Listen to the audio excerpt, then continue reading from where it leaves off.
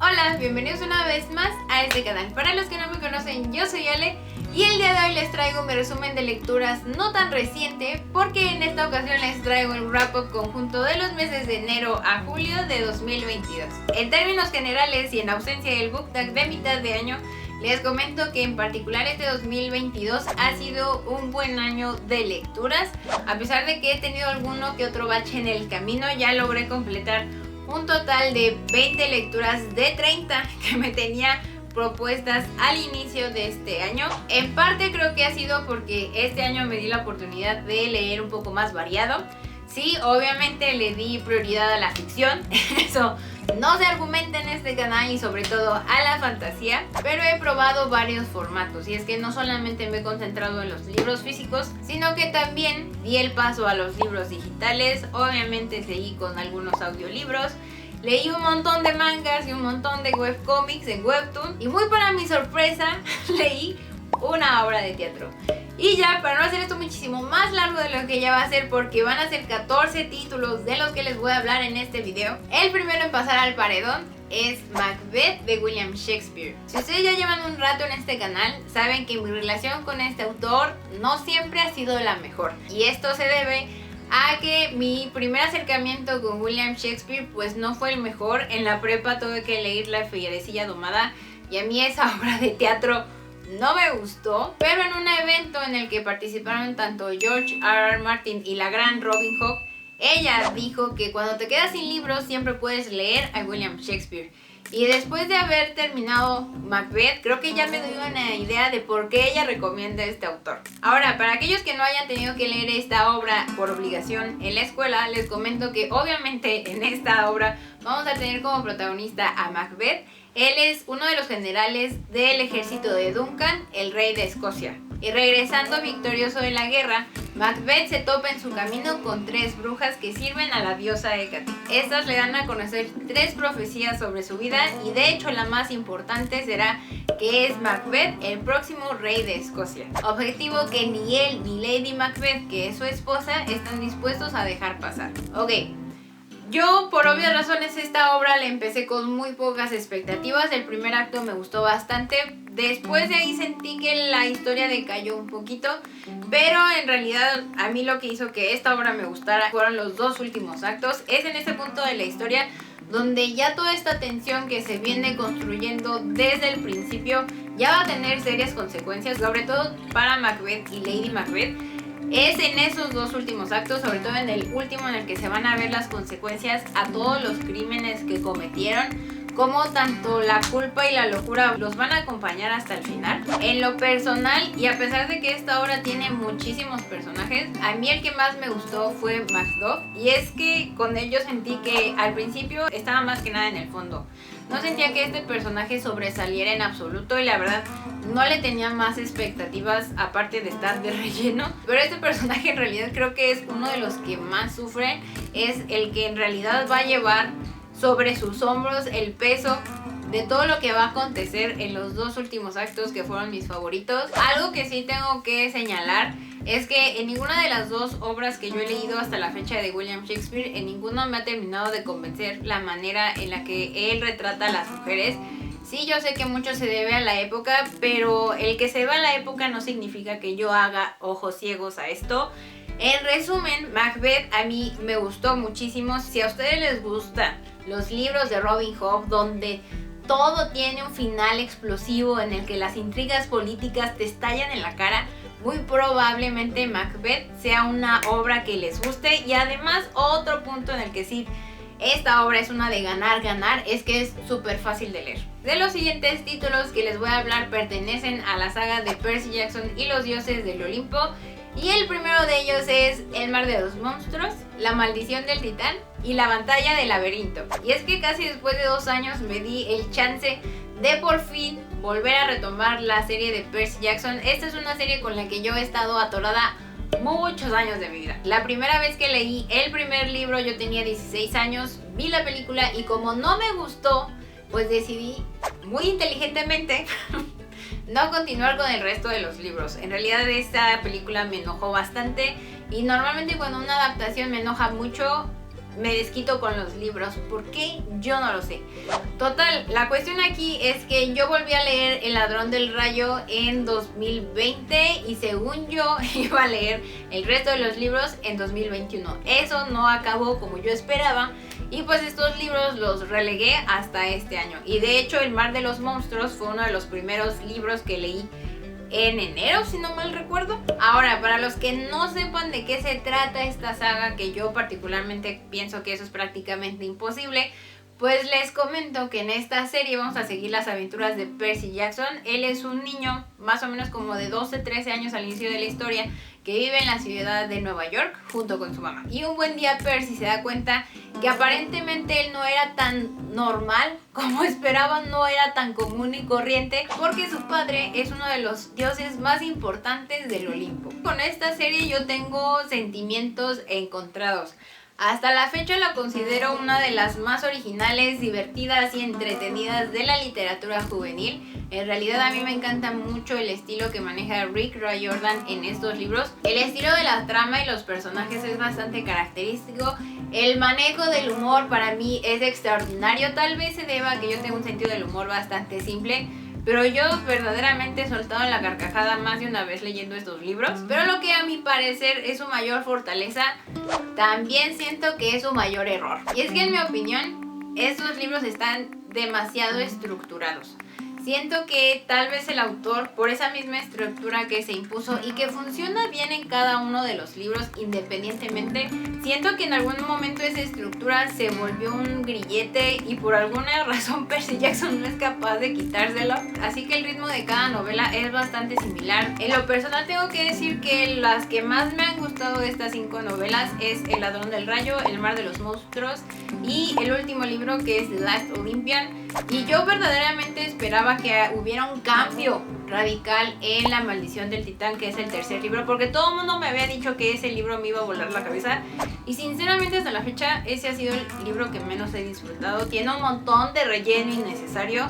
Las muertes que acontecen en ese libro tampoco me sorprendieron. Personajes nuevos que aparecen, la verdad es que me cayeron bastante mal. El cuarto libro mejora un poco, pero sin duda el quinto es el mejor de toda la serie. Pero a pesar de que tengo sentimientos encontrados con estos 5 libros, esto no merma en absoluto mis ganas de continuar con los demás libros de este autor. Y siguiendo con este wrap-up, el siguiente libro del que les voy a hablar es Six Crimson Cranes de Elizabeth Lynn. Este año les he subido muy poquitos videos al canal, pero de este libro sí me aseguré que en cuanto lo terminé les tenía que hablar de esta novela. Y de hecho, esta la pueden encontrar en mi video del top 5 de mejores libros de fantasía con romance, que si ustedes no lo han visto, se los voy a dejar aquí en la i para que vayan y lo chequen. Y es que a mí verdaderamente esta novela me tomó muy por sorpresa. Yo no le tenía esperanzas en absoluto y de hecho nada más me hizo falta leer unos cuantos capítulos al principio para saber que esta novela sí iba a ser lo mío. Esta novela es la reinterpretación del cuento de los hermanos Grimm de los 6 cisnes salvajes, solo que a diferencia del cuento original que se desarrolla en un entorno europeo, esta reinterpretación toma lugar en un mundo fantástico inspirado en el Antiguo Oriente, en el que la princesa Shiori va a tener que huir de su hogar en el reino de Kiata y de su malvada madrastra, pues ella la maldijo a un silencio total, porque si no, uno de los 6 hermanos de Shiori, que Ryakama convirtió en grullas, morirá. Y en esta aventura por regresar a sus hermanos a la normalidad, recuperar su voz y regresar a casa, es cuando el camino de Shiori ha de cruzarse con el de Taka, el joven noble con el que ella no deseaba casarse. Como yo ya les había comentado en ese anterior video, para mí esta novela tiene 3 grandes fortalezas. La primera, su protagonista Shiori es sensacional. En verdad siento muy feo en el pecho cada vez que pienso en ella, porque sí la pasó muy mal durante casi toda la novela. La autora fue cruel con ella y lo que le sigue se aseguró de que ella no tuviera una salida fácil a su maldición o a la de sus hermanos, y siento que ese punto hizo que Shiori nunca dejara la meta de vista, que era recuperar su vida y poner en su lugar a Ryakama. Y de hecho creo que esto tiene una gran ventaja, y es que Shiori al principio era una niña bastante mimada y sinceramente tenía que madurar, y por el camino y la aventura en el que la puso su autora, realmente lo hizo. El punto en el que empieza Shiori, el punto en el que termina es completamente diferente. La segunda fortaleza para mí es el romance, y esto lo digo sobre todo porque fue el aspecto que más me tomó por sorpresa. Yo teniendo ciertos prejuicios hacia algunas novelas de fantasía con romance en la literatura juvenil, yo pensaba que estos dos, que la pareja principal se iba a conocer en el capítulo 2 e iban a perder la cabeza el uno por el otro.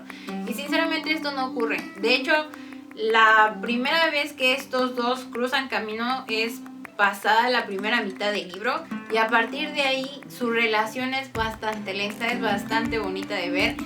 Es ver en realidad una flor naciendo, y sé que esto suena cursi, pero es verdad. Lo estás viendo desde el capullo hasta que abre, hasta que empieza a abrir cada uno de sus pétalos, y hasta que ya por fin está así, en toda su magnificencia. Sí, vuelvo a repetir, yo sé que suena cursi, pero hasta la fecha es uno de los romances más bonitos que he leído. Yo en particular soy muy fan del slow burn. A mí me encanta que las relaciones se tomen su tiempo para madurar. Y el tercer punto que no les mencioné en el video de libros de fantasía con romance es sin duda la villana, Ryakama. Al principio yo sentía que estaba bastante estereotipada. Sentía que entre ella y una madrastra malvada de Disney no había mucha diferencia. Pero la verdad es que para el final de este libro, Ryakama fue uno de los personajes que más me gustó, a pesar de que también sale en muy pocas ocasiones, porque es casi hasta el final del libro donde verdaderamente conocemos los motivos de Ryakama para actuar como lo hizo con Shiori, no solamente en el momento en el que la maldijo, sino también antes de esto, en el momento en el que la conoció, todos los años que la vio crecer, y cómo en realidad tal vez Ryakama no es tan mala como pensábamos. El segundo libro, porque este es el primer libro de una duología, tengo entendido que se va a publicar ya en lo que queda del año. No sé si me vaya a dar tiempo de leerlo, y si sí, yo creo que va a pasar a ser una prioridad, porque prácticamente desde que terminé este primer libro estoy muy ansiosa por leer el resto de la historia. Y siguiendo en el mood de fantasía con romance, el siguiente libro en este wrap up es A Winter's Promise, o conocido en español como Los novios del invierno, de Christelle Davos. Si ustedes ya llevan un rato en este canal, ya han visto en varias ocasiones este libro en particular. Y es que últimamente he caído en cuenta que verdaderamente La Pasaespejos es una de mis series de fantasía favoritas. De hecho, yo ya les había hablado de ella en, obviamente, los libros de fantasía con romance, y sobre todo en el top 5 de libros para empezar a leer fantasía, que si ustedes no han visto ese video, se los voy a dejar aquí en la i para que vayan y lo chequen. Por esa razón me voy a enfocar más en mis segundas impresiones de esta novela, no tanto en platicarles de qué se trata, porque ya he hablado muchas veces de estos libros. Y es que la primera vez que yo leí esta novela, a mí se me hizo aburrida y pesada, y así lo digo. Y esto creo que en parte esta impresión la tenía por la manera en la que está narrada, y es que en realidad la autora se toma su tiempo para desarrollar cada escenario, cada situación, cada personaje. Y ya ahorita, teniendo en cuenta los sucesos del segundo y del tercer libro, ya soy más consciente de ellos, y también de lo mal que juzgué a los personajes, sobre todo a Ofelia.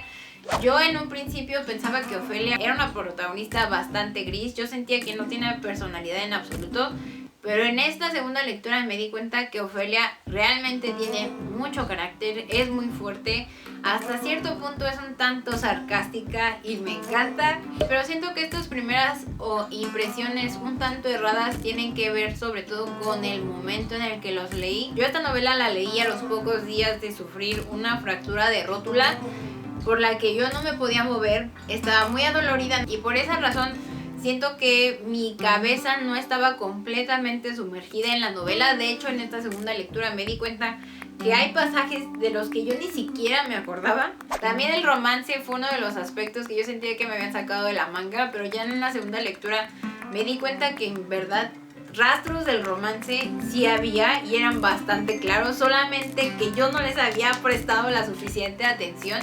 Sobre todo aquí esta es una relación en la que él se enamora antes que ella, y es muy interesante ver esa dinámica en un personaje como Thorn, que se ha desarrollado en un entorno bastante hostil para mostrar sus verdaderos sentimientos, porque en realidad el mundo en el que se desarrolla Esta historia que es el Arca del Polo es horrible, cada uno de sus personajes es tremendamente cruel, entonces es muy interesante ver cómo estos sentimientos empiezan a destruir esa barrera detrás de la que Thorne se había protegido. En teoría yo volví a leer este primer libro porque el plan era releer los 3 libros para ahora sí terminar con el 4º libro. Hasta la fecha este ha sido el único que he vuelto a leer, pero todavía me queda un buen de tiempo de aquí a diciembre para continuar con este objetivo. Ya variando de formato, el 5º título de esta lista es Raven Saga de Chihiro Owe. Este es un webcomic que pueden encontrar en la plataforma de Webtoon. A estas alturas del partido todavía no está traducido al español, pero en realidad no necesitan un nivel experto para acercarse a los cómics de esta plataforma. Ahora, ¿de qué va? Yo de este webtoon ya les había hablado en mis 12 recomendaciones de libros de fantasía, ciencia ficción y realismo mágico de acuerdo a su signo zodiacal, que si ustedes no han visto ese video, que a mí en lo personal me gustó mucho hacer, se los voy a dejar aquí en la i para que vayan y lo chequen. De hecho, Raven Saga fue la recomendación para Libra. Ya en ese video les platiqué que en esta historia vamos a seguir a Gwen. Ella es una chica de 17 años que junto con su abuela ha vivido casi toda su vida oculta en el bosque. De esta manera ella se mantiene a salvo del mágico mundo exterior, pero como buena adolescente ella es curiosa y desea ver el mundo con sus propios ojos.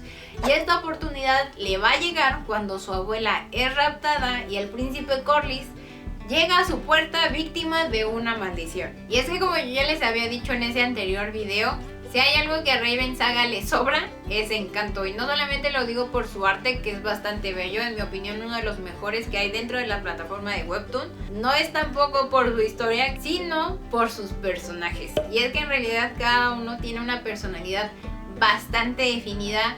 Su trasfondo y contexto, a pesar de que se nos ha ido revelando de poco en poco, es bastante bueno. Y sobre todo la interacción que hay entre ellos se siente bastante natural y orgánica. Verdaderamente se siente que los protagonistas son tridimensionales. Y esto no solamente lo digo por los personajes principales, que son Gwen y el príncipe Corlys, sino también por los personajes secundarios, que nunca se vuelven figuras bonitas en el fondo, que no hacen prácticamente nada, sino que igual cada uno tiene una historia aparte. Y en verdad es un buen complemento que hace que la historia y la relación entre los dos protagonistas avance. Y esto creo que se me olvidó decirle, muchos de estos personajes secundarios son parte de los cuentos de hadas. Ya salió Blancanieves, Ricitos de Oro, el cazador de Blancanieves, el gato con botas. Han salido bastantes personajes y en realidad sí se siente que el motivo de cada aparición está bastante fundamentado en la historia. Nunca se siente como de, hoy tiene que salir Blancanieves y la vamos a poner ahí porque sí. No, esto nunca ocurre en este webcomic. En lo personal siento que este webtoon sí es como de los más juveniles que hay dentro de la plataforma. Obviamente en parte por la edad de cada uno de sus personajes, sino también por la temática.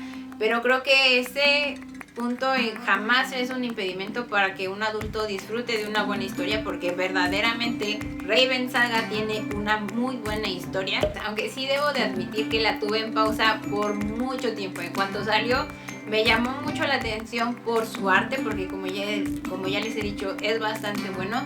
Pero cuando leí el primer capítulo y el segundo y el tercero, pues no me terminó de convencer, así que lo dejé en stand-by por unos cuantos meses, hasta que en enero me leí todos los que tenían posibles. Y de hecho compré monedas para adelantar capítulos, y les tengo que decir que ese fue dinero muy bien invertido. Y ya pasando al único título de romance que tengo en esta lista, el siguiente libro del que les voy a hablar es Flip de Gwendolyn Van Dranen. Probablemente a muchos este título no les suene, pero si han visto una película que se llama Mi Primer Amor, pues ya saben cuál es el libro en el que se basa esa película. Esta es una comedia romántica entre dos adolescentes, Julie Baker y Bryce Losky. Ellos durante toda su vida han sido vecinos, pero mientras Julie se enamoró a primera vista de Bryce, Bryce no hace otra cosa más que hacer que Julie por fin lo deje en paz. Y es que prácticamente entre estos dos hay un juego del gato y el ratón durante toda la historia. Pero sí tengo que decir que esta comedia romántica para mí es bastante única. Ahora, esto no se los he comentado, pero esta historia está narrada a través de dos perspectivas, la de Julie y la de Bryce. Cada uno nos va a contar cómo es su vida diaria, su interacción con sus familias, cómo se sienten en la escuela, cosas propias de la edad de cuando uno tiene 13 o 14 años. Pero estas narraciones aparentemente independientes se van a unir en sucesos bastante específicos que van a ir construyendo su relación de pareja. Y ese punto para mí es la mayor fortaleza de esta historia. Aquí, a diferencia de muchas novelas más de romance que prácticamente la historia se desenvuelve en cada interacción que tienen los protagonistas, en esta historia no es así, los vemos crecer como individuos y eso te hace comprender mejor a cada protagonista, porque verdaderamente puedes ver por qué actúan como actúan, por qué creen lo que creen, o cómo es que su entorno los ha vuelto o más empáticos o más frívolos. Sinceramente, Flip es una de esas películas que veo cada vez que puedo. Si ustedes en verdad quieren volver a experimentar lo que es enamorarse por primera vez, lo que es tener esa inocencia de por primera vez en tu vida descubrir que te gusta alguien, y no solamente que te gusta, sino que tienes sentimientos más fuertes hacia esa persona, Flip, tanto en la película como en la novela, es una historia que no pueden ni deben dejar pasar. Ahora sí, cambiando completamente de género, está Amanecer y Ritos de Adultez de Octavia E. Butler. Estos son la primera y segunda parte de la trilogía Xenogénesis, o conocida en español como La estirpe de Lilith. Estos dos libros pertenecen al género de la ciencia ficción y que si ya llevan un rato en mi canal saben que yo no soy muy asidua a consumir este tipo de historias, pero decidí salir de mi zona de confort porque Ramón y Eira formaron un club de lectura en su canal, que de hecho si ustedes no conocen el canal de Ria Leyendo se los voy a dejar aquí el ahí para que vayan y lo chequen. Y tengo que decir que esta decisión salió muy bien por una parte, pero también salió muy mal por otra parte. Ahora, antes de proceder a explicarme, creo que es justo y necesario platicarles más o menos de qué va esta trilogía. Ok, esta historia se va a desarrollar muchos años en el futuro, cuando la Tercera Guerra Mundial explotó y prácticamente aniquiló al mundo en una guerra nuclear. Por esta razón, seres de otro mundo, que más que nada son como nómadas espaciales, que son los Oncali, recuperaron a algunas personas del planeta Tierra y los llevaron consigo para sumergirlos en un sueño profundo, del que solamente se podrán ir despertando algunos de ellos para ir formando las primeras comunidades humanas que se tiene planeado regresarán a la Tierra, ya que esta es nuevamente habitable. Básicamente esto es de lo que va el primer libro, no puedo decir más allá porque si no estaría entrando en spoilers. Solamente les tengo que decir que el primer libro, que es Amanecer, se va a enfocar sobre todo en Lilith. Ella va a ser la líder de la primera comunidad que va a llegar otra vez a la Tierra, y el camino que Octavia E. Butler hace que ella camine no es para nada sencillo. No solamente Lilith se tiene que acoplar a una cultura totalmente diferente a la suya, con la que no comparte ni el idioma, ni la escritura, ni la manera de ver la vida, sino que también cuando ella empiece a despertar a sus nuevos compañeros de comunidad, va a tener que lidiar una vez más con lo peor de la naturaleza humana. El miedo a lo desconocido, el miedo al cambio y sobre todo la violencia extrema cuando las personas se sienten arrinconadas y en peligro. Con este primer libro sí tengo que decir que a mí me pareció sensacional. Fue un 5 estrellas sin dudarlo. Disfruté muchísimo leerlo, a pesar de que ha sido uno de los libros que yo sentí que me retaban más emocionalmente. El final de este libro es bastante cardíaco. Ves cómo esta tensión y los conflictos que se venían construyendo prácticamente desde la mitad del libro le explotan en la cara a Lilith y la hacen pasar por situaciones verdaderamente traumáticas. Y por esa razón yo prácticamente en cuando terminé Amanecer me seguí con Ritos de Adultez. Pero ¿cuál fue mi sorpresa? Que en ese segundo libro ya la protagonista no es Lilith y ocurre 30 años después de los sucesos que acontecieron al final de Amanecer. Y esto, en mi opinión, fue lo que para mí hizo que Ritos de Adultez no funcionara. Se dejaron muchas incógnitas que a mí me hubiera gustado ver resueltas en este segundo libro. Pero por el espacio de tiempo tan extenso que ocurre entre una historia y la otra, sentí que estos temas ni siquiera se tocaron y se dejaron completamente en el olvido.